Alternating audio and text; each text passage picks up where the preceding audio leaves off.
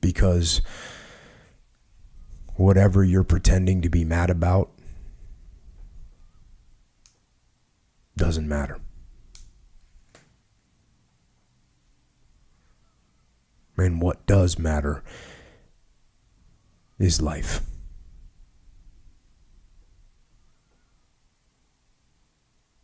So live it. And live it well.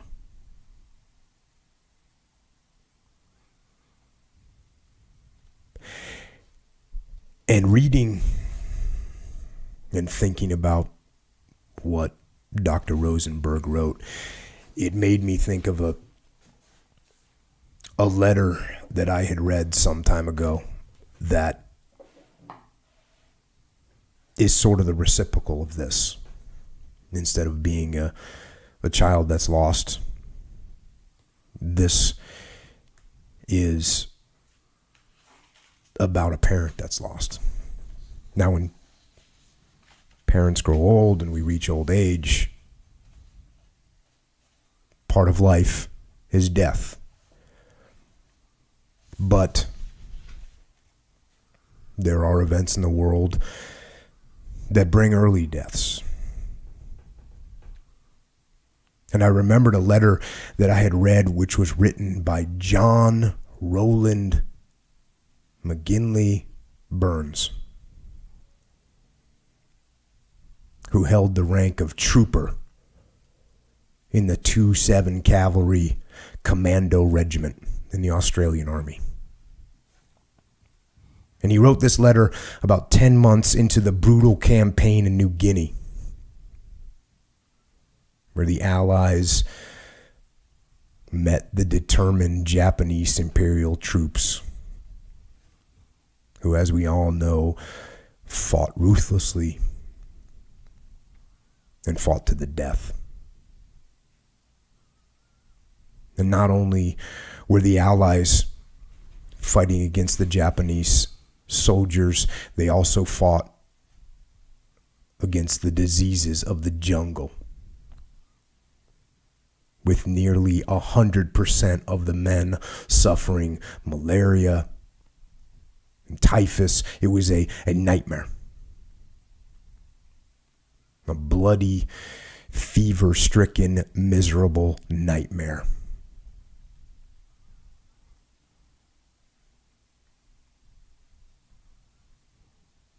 But in that nightmare,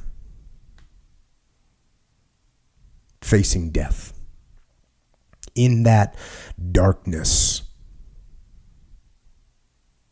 John Byrnes found the good. He found the light. And here is what he had to say in a letter written to his little daughter for her 2nd birthday.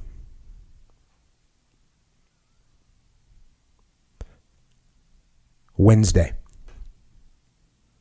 October 21st, 1942. My dear little girl, last night was a beautiful moonlit night.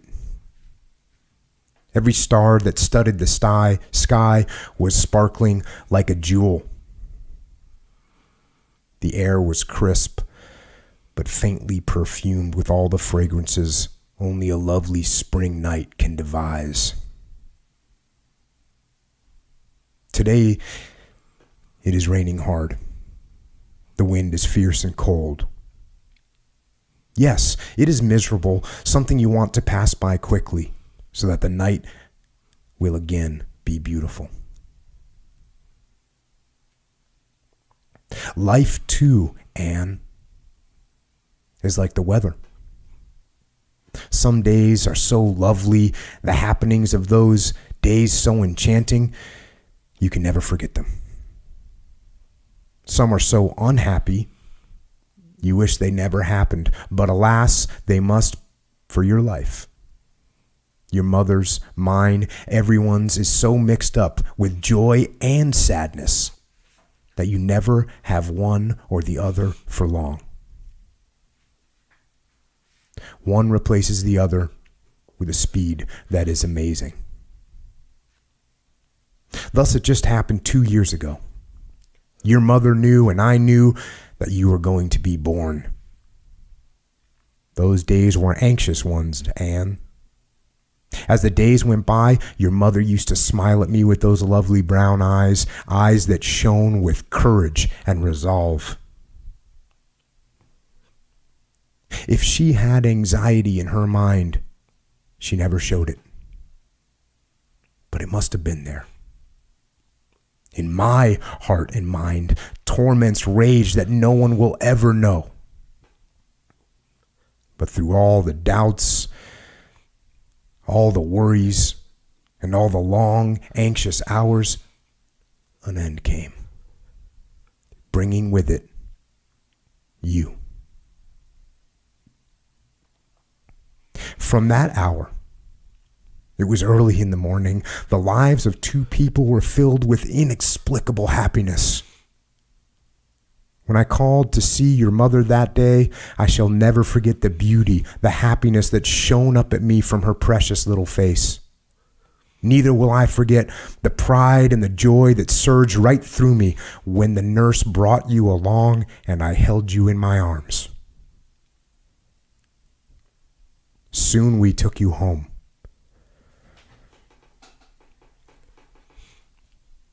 The months sped by and gradually took a hold in our hearts. You laughed so much at silly things we did to claim your attention. You showed off to so many people. Your eyes, so big and questioning, never failed to win admiration. Your curly hair was indeed a special joy. And as each month sped by, you grew. First you sat up, then stood up, then crawled, then walked. As each stage passed, funny little incidents occurred. Perhaps no one ever noticed them or remembered them, but your mother and I did. Every night when I came home from work, there were stories of your conduct through the day to be told. Some days you were good, and others you were naughty. Like, for instance, the day when a little mischievous spirit seized you and strips of wallpaper came from the wall. Other thoughts came crowding into my mind, memories of days gone by when we laughed at you, scolded you, and some serious times when we worried over you. The first year of your life passed quickly. Quickly, perhaps, but you grew so quickly every day was an adventure, not only for yourself, but for us. You had a party for your first birthday, and although you sat up like Jackie, you probably will never remember it. But that day, you got Guga for a present. Poor Guga. As each week passed, he got dirtier and more worn. And the dirtier he got, the more you loved him. Then at Christmas, Teddy came along. Dear old Teddy, so plump and with a frizzy coat. In a few months, he was still plump, but his hair was not so frizzy. Then you'd go to sleep. Then you'd never go to sleep unless Teddy and Guga were tucked in with you. You'll never know how angelic, how like a cherub you looked when after your bath you were popped into bed with your little playmates. Indeed, God is good.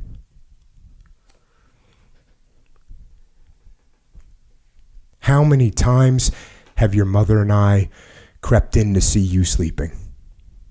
And how many times have I wiped away tears, gentle little tears of happiness from her eyes when we came out? All those days were so beautiful, like the night I sat and watched yesterday evening.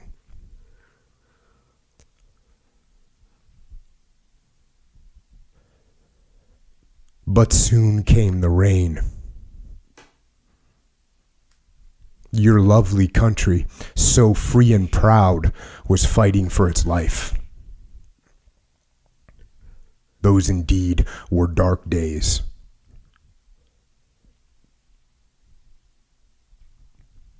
I had to leave your mother and you and become a soldier.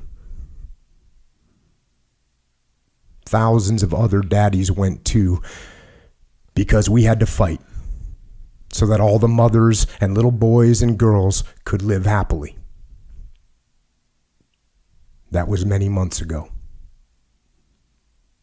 I do not know how long it will be before we will be home again. But rain, my little darling, does not last forever. Through the blackest clouds, a little piece of blue appears. The wind blows, and soon the clouds go. So too will peace come, and then we can all be happy again. Because I'm a soldier now, Anne, I cannot attend your birthday this year. You are going to have a party, and I won't be there. But while the party is on, I'll be thinking of you and your mother. Thinking of the day you came along, and of the days that have gone by since. You are lovely now, like your mother.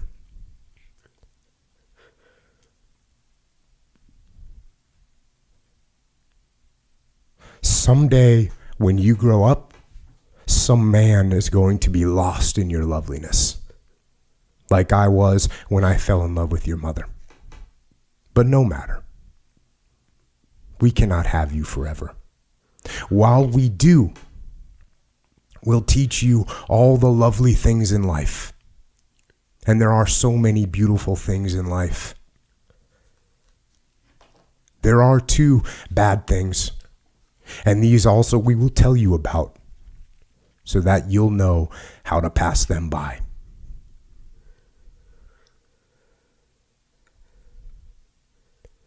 Maybe it will be years before you will be able to read this letter, but when you can, you'll know at least how much we love you and how much you mean to us.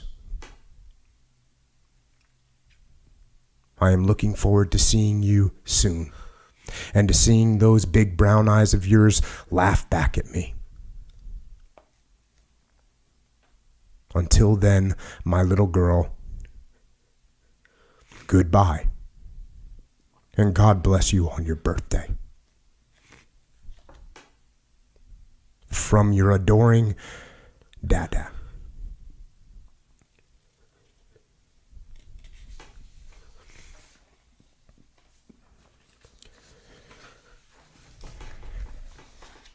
And Dada, soldier, trooper, father, John Byrnes died in New Guinea on the 9th of February, 1943. A few months after that letter was written.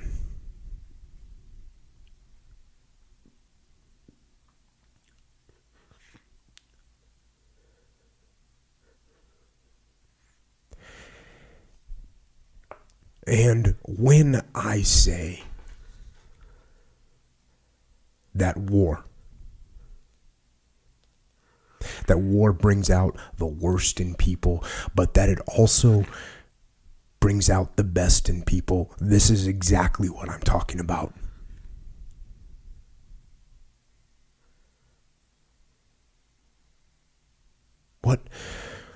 What force moved the hand of John Byrnes?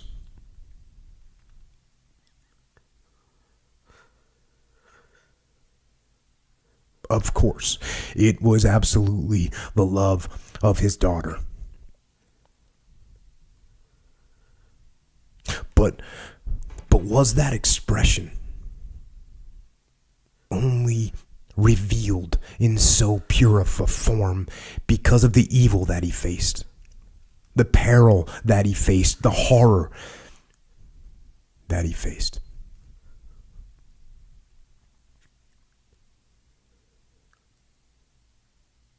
I think war brings out the worst in people, but also brings out the best in people, and I'm sorry for that. I don't want it to be that way.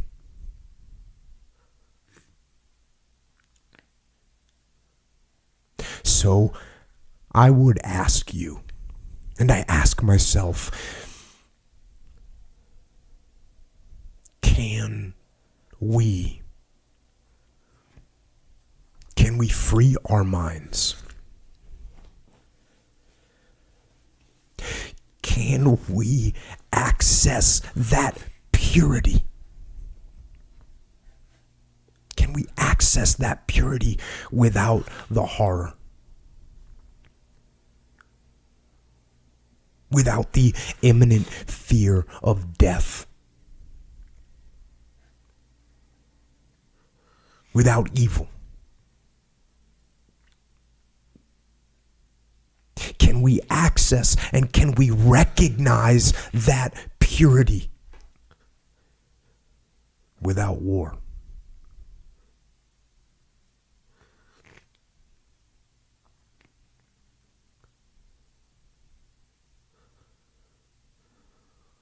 I do not know the answer.